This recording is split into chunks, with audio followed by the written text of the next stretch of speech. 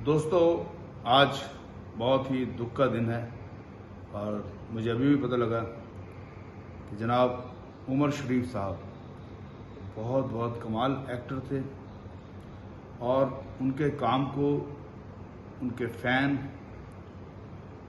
जब तक दुनिया में वीडियो वगैरह है, विजुअल है, उनको याद रखेंगे।